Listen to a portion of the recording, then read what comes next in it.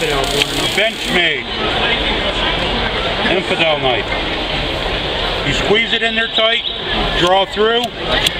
Our rods are made to squeeze back so it follows the original edge. You will not devalue a good knife.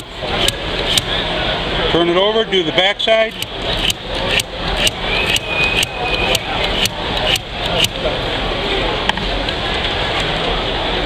Take some razor sharp, quick and easy.